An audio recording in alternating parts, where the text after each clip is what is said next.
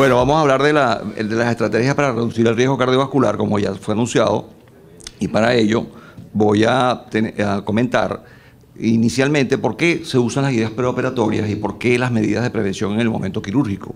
Y la razón es que las complicaciones cardíacas son muy frecuentes, y veremos los números después, porque hay pacientes con isquemia documentada o desconocida, pero que tienen la enfermedad, o que tienen disfunción ventricular izquierda, también conocido o no, o que tienen enfermedad valvular o que tienen arritmias que pueden ser amenazantes de la vida.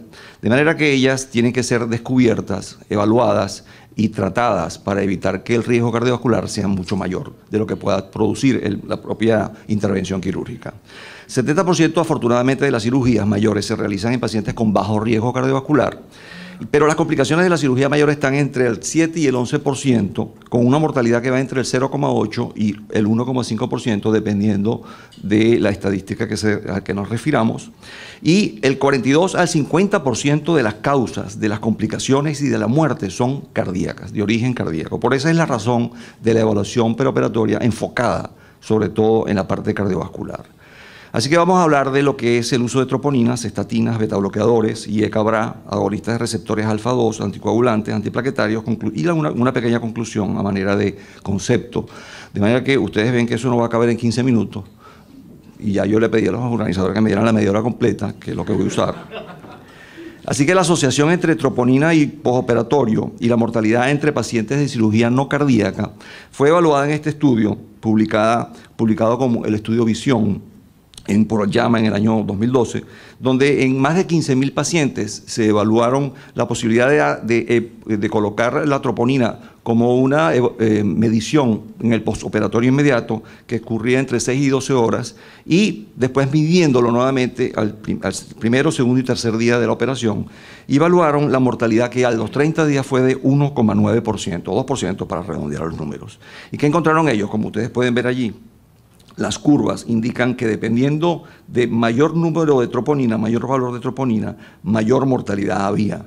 Y eso fue posible evaluarlo desde el punto de vista estadístico, diciendo que cuando el paciente tenía 0,02 nanogramos por mililitros de troponina T, había un muerto de cada 25 pacientes operados.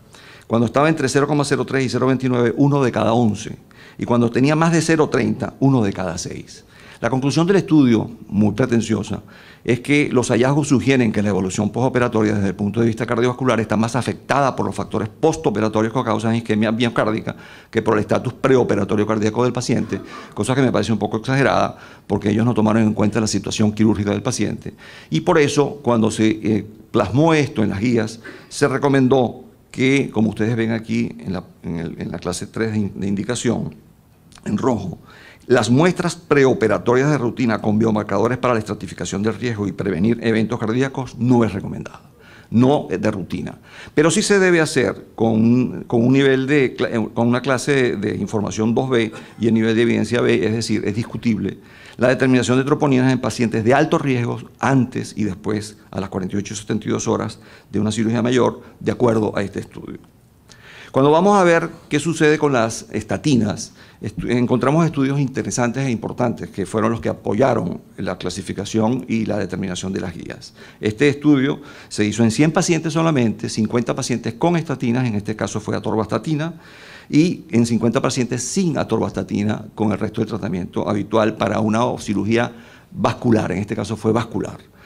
Y se hizo de manera aleatoria. Y los resultados ustedes los ven aquí en la curva. Los pacientes con atorvastatina, en la curva negra gruesa, tuvieron menos problemas de evaluación, que fueron muerte cardíaca, infarto no fatal, angina inestable y accidente cerebrovascular, que los pacientes que no recibieron atorvastatina. Y esto hizo una diferencia muy clara entre los eventos cardíacos. Los de placebo tuvieron 26% de eventos cardíacos y los que recibían atorvastatina el 8%. De manera que la indicación de prevención es que sí se recomienda la continuación de las estatinas en los pacientes en que tengan una indicación clara previa. Así que hay que seguirlas con ellas.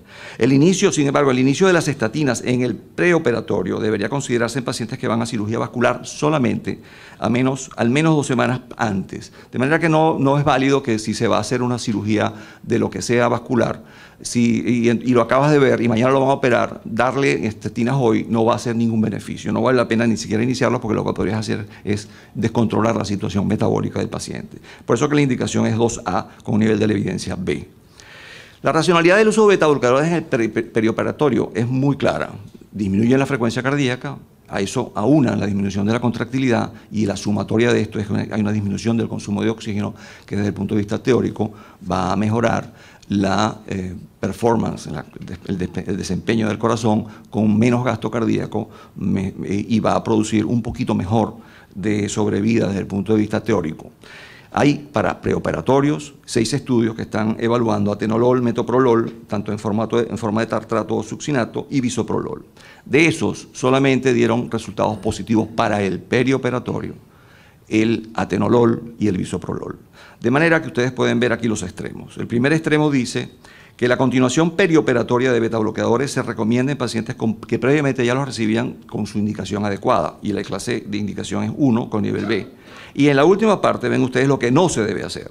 El inicio perioperatorio de altas dosis de betabloqueadores sin titulación no se recomienda porque puede hacer un desequilibrio hemodinámico del paciente. Y el inicio de preoperatorio de betabloqueadores no se recomienda en pacientes programados para cirugía de bajo riesgo porque no tiene ninguna utilidad, se ha demostrado.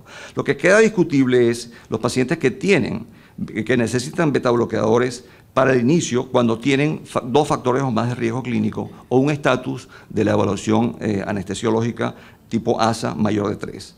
Y pueden considerarse también el inicio preoperatorio de betabloqueadores en pacientes que tienen enfermedad arterial coronaria que por alguna razón no los recibían, pero se puede iniciar antes de la intervención. Y si se inicia betabloqueadores en pacientes para cirugía no cardíaca, la indicación, como les dije en el cuadro de la tabla, es con atenolol o con bisoprolol, que son los que han dado resultados adecuados.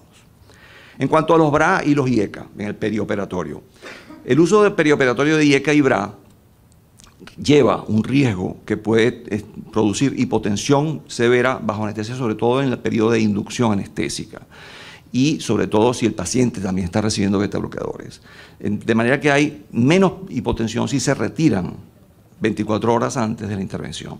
Esto también es debatible porque va a depender de la situación clínica del paciente. Si el paciente es hipertenso, la suspensión del IECA o del BRA es importante porque va a evitar que pueda haber una hipotensión en el momento inmediato de la intervención. Pero si el paciente está en insuficiencia cardíaca y está estable y la operación se puede realizar en condiciones adecuadas, se debe mantener el tratamiento con IECA o con BRA. Pero si el paciente se descubrió que tiene una disfunción ventricular izquierda o tiene una insuficiencia cardíaca en el momento, es preferible posponer la cirugía. De manera que estas son las recomendaciones, y como ustedes ven, todas son clase 2A, porque son discutibles. No hay suficientes evidencias o las evidencias son poco fuertes. Debe considerarse la continuación de IECA o BRA bajo supervisión durante la cirugía no cardíaca en pacientes con IC estable y disfunción sistólica. El inicio de IECA o BRA debe considerarse al menos una semana antes de la cirugía en pacientes estables con IC y disfunción sistólica. Y por último, debe considerarse la suspensión transitoria de IECA o BRA antes de la cirugía no cardíaca en pacientes hipertensos.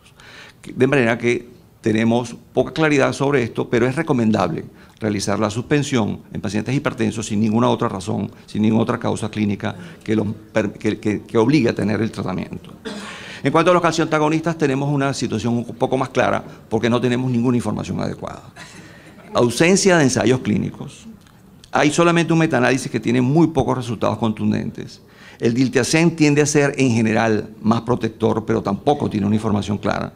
En cirugía de aneurisma aórtico abdominal, la dihidroperidina aumenta la mortalidad. Debe evitarse en todo momento utilizar nifedipina de acción corta. Y por último, deben mantenerse en cirugía no cardíaca en pacientes con angina angiopástica. Y tampoco está claro.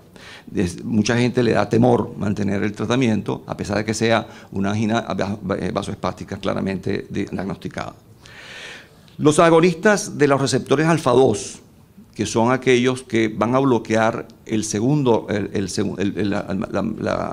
la membrana postsináptica de la parte neurológica, del sistema neurológico, y que teóricamente van a disminuir la liberación de adrenalina, teóricamente también podrían permitir la posibilidad de tener un menos riesgo porque habría mucho menos estado de sistema autonómico aumentado.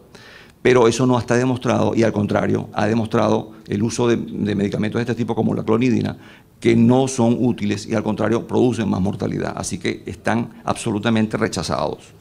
En cuanto a los anticoagulantes en el perioperatorio, si usamos antagonistas de vitamina K por la indicación que tenga el paciente y el INR está en menos de 1,5, el paciente está en situación adecuada como para ir a la intervención y no tiene riesgo de hemorragia importante. Si el paciente tiene una anticoagulación porque hay un alto riesgo de tromboembolia, por ejemplo, en los casos de fibrilación auricular con un CHA2-VASc mayor de 4 o en válvulas protésicas mecánicas o biológicas recientemente instaladas o válvula mitral reparada en los últimos 3 meses o que tiene un evento tromboembólico reciente hasta 3 meses de evolución o que es un paciente portador de una trombofilia, en esos casos hay que tener consideraciones especiales. Una de ellas es que, por supuesto, se amerita para una cirugía suspender el bloqueador de los antagonistas de vitamina K y utilizar un puente con heparina no fraccionada o heparina fraccionada, mejor todavía porque da mejor resultado desde el punto de vista estadístico. Y la última dosis de esa heparina de bajo peso molecular debe ser dada 12 horas antes de la intervención. Y en el caso de continuar con los anticoagulantes tipo antagonistas de la vitamina K, reiniciarla 1 o 2 días en el postquirúrgico, dependiendo del estatus hemostático del paciente. Si son anticoagulantes orales directos, como el dabigatran, que es el inhibidor directo de la trombina, o como son los inhibidores directos del factor 10 activado, rivaroxaban, apixaban, edoxaban, en ese caso sabemos que tienen un inicio y un final claros y que la mayoría de los casos no requiere un anticoagulante puente para pasarlo a cirugía, de manera que podemos hacer el retiro de acuerdo a la vida media del medicamento que estamos utilizando. Vamos a darle ahora un caso clínico, y aunque no tenemos votación, simplemente les voy a ver los ojos a ver qué van a contestar. Y esto es para evaluar las situaciones un poco más complicadas del uso de antiplaquetarios. Mujer de 75 años con fractura de cadera, esto es un caso muy frecuente, con enfermedad arterial coronaria conocida y que tuvo un infarto sin elevación del ST 2 meses antes del episodio de la fractura y se revascularizó en ese momento con un stent medicado, es diabética, tipo 2, hipertensa, dislipidémica y el tratamiento actual es aspirina, clopidogrel, atorvastatina, metformina y enalapril. ¿Cuáles de las siguientes recomendaciones sería la más apropiada para hacérselo al cirujano en cuanto a la terapia antiplaquetaria? Primero, no interrumpir la aspirina ni el clopidogrel antes de la cirugía. Segundo, interrumpir la aspirina y el clopidogrel 5 días antes de la cirugía. Tercero, interrumpir el clopidogrel y la aspirina por 5 días antes de la cirugía y hacer un puente con heparina de bajo peso molecular. Cuarto, interrumpir el clopidogrel por 5 días antes de la cirugía, pero no interrumpir la aspirina. Y la sexta, o la quinta mejor dicho, retrasar la cirugía hasta que cumpla 1 año la colocación del stent. ¿Qué opciones creen ustedes que puede ser, o cuál opción debería ser la correcta? Vamos a analizar punto a punto. Primero, cuando se coloca un stent, estadísticamente, en el 5% de los pacientes se ha demostrado, por estadística, que requieren de una cirugía general en el primer año postimplante. La no interrupción de la terapia antiplaquetaria es mandatoria, porque sabemos que los pacientes que reciben un stent metálico tienen que recibir antiplaquetarios duales entre 4 a 6 meses y, por supuesto, los pacientes que reciben un stent medicado tienen que extenderse hasta 1 año, que es lo que se ha demostrado estadísticamente que evita la trombosis del stent. La conducta generalmente aceptada cuando se discute con el cirujano es retire los antiplaquetarios 7 a 10 días antes de la cirugía o el procedimiento que uno teme que puede producir un aumento de hemorragia excesiva. Pero la suspensión prematura de los antiplaquetarios 5 a 10 veces más de muerte produce en el perioperatorio y equivale a un 30%. Estamos hablando de que cada 10, 13 mueren. Y la mortalidad por trombosis del stent es 45%, es decir, si el paciente no se complica en el postoperatorio, se le tapa el stent, la mitad se va a morir. Entonces, hay que pensar muy bien lo que se va a hacer con este paciente. Y eso de la conducta generalmente aceptada, ese generalmente es una generalmente un poco inapropiada y inadecuada. Cuando uno evalúa cuál es el riesgo quirúrgico de aspirina, da 1,5 veces, un riesgo quirúrgico hemorrágico de aspirina, quiero decir, hemorrágico, da 1,5 veces sin aumentar la mortalidad, excepto en los pacientes que tienen una cirugía neuroquirúrgica o transuretral. Pero cuando se usa aspirina más clopidogrel, el aumento del riesgo de hemorragia es absoluto y solamente aumenta entre 0,4 y 1%, cuando se compara contra aspirina sola, sin aumento de mortalidad. Y eso es muy importante. Lo único que requiere en 30% de los casos es transfusiones, pero eso es un mal menor. Así que la otra opción, que es suspender solo clopidogrel y mantener aspirina, parece apropiada para pacientes que hayan superado el periodo ese crítico de trombosis de los stents, 6 meses para los metálicos, 12 meses para los medicados. Pero si el paciente está aún en periodo crítico, la aspirina sola no evita la trombosis, de manera que esa no es una opción adecuada. Y la posibilidad de puente de inhibidores de los receptores de glucoproteína 2B3A o heparina no tienen ningún tipo de evidencia para el funcionamiento.